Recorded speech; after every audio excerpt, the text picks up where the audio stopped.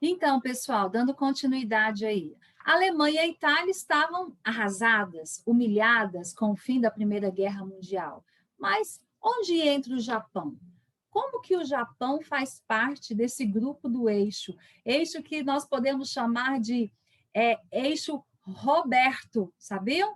Roberto, porque Rho fala de Roma, né?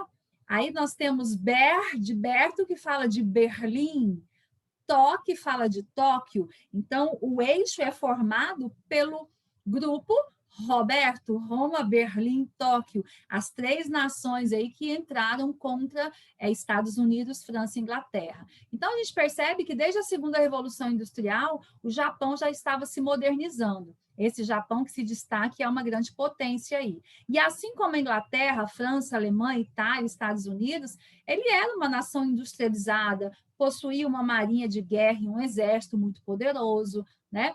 E desde 1936, Japão e Alemanha tinham um acordo de amizade. O Japão, então, começa a sua expansão imperialista, essa expansão territorial, né? O Japão tinha essa rivalidade lá porque com os Estados Unidos, porque os Estados Unidos eles tinham um imperialismo, exerciam um controle imperialista sobre a região do Pacífico ali, e isso desagradava aos japoneses, né? O Japão, na sua expansão territorial, olha só, ele devora a Ásia, ou seja, ele vai conquistar e dominar a Ásia, né? Burma, Singapura, Malásia, Indonésia, Filipinas, Indochina, percebendo aí que nós estamos falando de uma disputa imperialista, mesmas causas e motivos que também geraram Primeira Guerra Mundial. O que nós temos aqui? Olha essas imagens, que chocantes, gente, né? Aqui nós temos uma invasão japonesa na China, pessoal, em 1937. É chamado o Estupro de Nanquim. Olha que forte, né? Pelo menos 200 mil chineses foram mortos nas 6 semanas seguintes à invasão da capital, muitos dos quais civis indefesos, né? As autoridades de Pequim sustentavam que o número de vítimas fatais chegou a 300 mil. 300 mil vítimas fatais. Cerca de 20 mil mulheres foram estupradas e mortas. Entre elas, gente, crianças com menos de 10 anos de idade. Grupos de centenas de chineses eram reunidos e metralhados pelas tropas invasoras.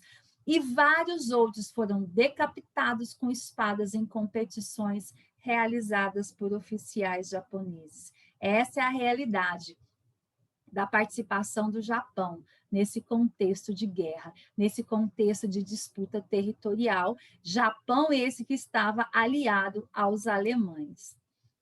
Nesse mesmo tempo, nesse contexto de preparação para essa guerra armada, né, nós temos algo assim que nos chama a atenção, que é o Pacto Germano-Soviético. Olha só, Hitler e Stalin. Hitler totalmente anticomunista e que faz um pacto de não agressão com os soviéticos, com Stalin, né? O famoso pacto Ribbentrop-Molotov, o pacto germano-soviético. Por quê? Vamos ver o porquê? Havia uma necessidade aqui, ó, da neutralização de uma das potências vizinhas da Alemanha. Inglaterra e a França, elas já haviam cedido a Tchecoslováquia, provavelmente iriam à guerra se a Polônia fosse invadida, né? Qual a reação da União Soviética? Hitler, veterano da Primeira Guerra Mundial, sabia que a Alemanha não poderia lutar simultaneamente no Ocidente e no Oriente, de novo. Então, o que acontece? Qual é a estratégia? Aliar-se a um inimigo comum, aliar-se a Stalin, para que eles tivessem forças para lutar tanto no lado ocidental como no lado oriental, né? Então, Hitler usava dessa estratégia, ele faz um pacto germano-soviético, porque o intuito era invadir a Polônia em função do corredor polonês ali, invadir a Polônia para lá na frente, invadir também a União Soviética. Estamos falando de estratégias políticas, né? Aí ele pensa em fazer um acordo, olha a imagem aí, um acordo com Stalin. Em agosto de 1939, gente, ele assina esse pacto de não agressão. cláusulas secretas implicam na partilha da Polônia. Olha aí as ideias imperialistas. Olha aí as ideias de conquistas territoriais. Para reconhecendo o quê? A hegemonia soviética sobre os estados bálticos. Letônia, Estônia, Lituânia. Estava prontíssimo para a guerra começar. Aqui, o acordo entre essas nações está relacionado a um pacto de não agressão em função de conquistas territoriais. Isso não quer dizer que vai se cumprir, né? Vamos continuar aí. Olha só, essa grande nação germânica, gente, o povo da raça eleita, né? A questão do expansionismo, a questão da raça ariana, né? Então, a questão de conquistas territoriais. E ele quer conquistar território, gente, que eram ricos em petróleo, ferro, madeira. Mas, o que faz com a população que estava nesse território? Na visão dos germânicos, na visão dos nazistas, nacionalistas, eles são uma raça pura. Eles estão conquistando um espaço vital, um vasto território de um povo alemão, raça superior, né? E claro, estou conquistando esses territórios porque eles também são ricos em minerais, são ricos em matéria-prima, que vão promover o crescimento e o desenvolvimento da Alemanha, porque o intuito é fazer essa Alemanha se tornar uma grande nação, uma grande potência. Olha aí a conquista. Olha só esse mapa que mostra, gente, a expansão desse território. Aqui você tem a Alemanha nazista, a suástica, que é o símbolo nazista. Aí você percebe a expansão, o limite máximo dessa expansão alemã até 1939, né? Então, em 1938, ele anexa a Áustria. Em 1938, também os países, a região dos Sudetos. Em 1939, em março, ele vai anexar aqui a Tchecoslováquia. Em setembro de 1939, ele invade a Polônia. Aí, ao invadir a Polônia, é o grande estopim da guerra. A Primeira Guerra Mundial, o estopim foi a morte do Francisco Ferdinando. Aqui foi a invasão à Polônia. Então, eles vão criando, olha, em 1939, eles vão invadir, vão marchar em direção à Polônia. Assistam o filme A Lista de Schindler, ele retrata muito bem essa questão do ataque à Polônia, da invasão desses nazistas à Polônia, né? E é verdadeiramente, gente, um massacre. Havia uma tática deles, que era a Blitzkrieg, que era uma tática de guerra relâmpago, né?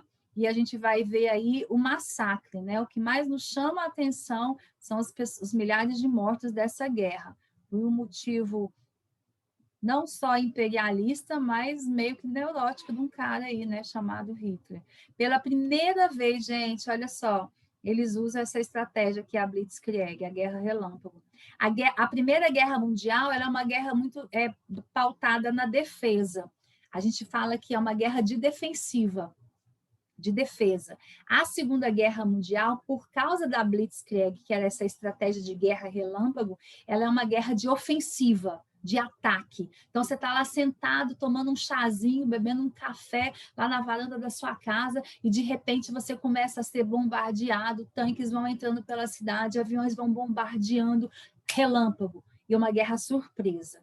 Né? A Inglaterra, olha só, a Inglaterra e França, elas vão enviar esses chamados ultimatos, exigindo a retirada imediata das forças alemãs do território, dando um prazo, mas Hitler, gente, não cumpriu, já estava tudo planejado, né? Oficialmente, nós temos o início da Segunda Guerra Mundial, quando a Polônia é invadida, diante de um pacto, né, feito com os soviéticos, porque Hitler ele atacaria do lado ocidental, enquanto a União Soviética ela atacaria do lado oriental. Então estava tudo formado, tudo preparado, então, né? Aí a gente tem uma brincadeirinha do prelúdio da guerra, né? Do pacto, a promessa de conquistar e dividir a Polônia. Então, você tem aqui Hitler, né, um verdadeiro casamento, né? Hitler e Stalin, quando eles fazem essa aliança do pacto germano-soviético, esse pacto de não agressão, e depois você vai ver aqui do lado, né, a briga entre eles. A charge aqui do Belmonte, de 43, ela ironiza a política do Hitler e de Stalin, né? E em 41 a Alemanha vai invadir a União Soviética. Isso já era uma estratégia de Hitler, porque não tem como explicar um cara que defende uma ideologia anticomunista, ele só vai fazer essa aliança por um interesse comum, que é atacar, invadir a Polônia e depois chegar até a União Soviética. Aí você vê aí as funções do ataque, tá vendo? Tá vendo as setas? As setas aqui pela parte ocidental, nós temos a invasão alemã, e na parte oriental da União Soviética para dominar, então, a região da Polônia, tá? Então, esse casamento aqui, gente, é só uma jogada. E é claro que ambos os lados sabiam disso, tá?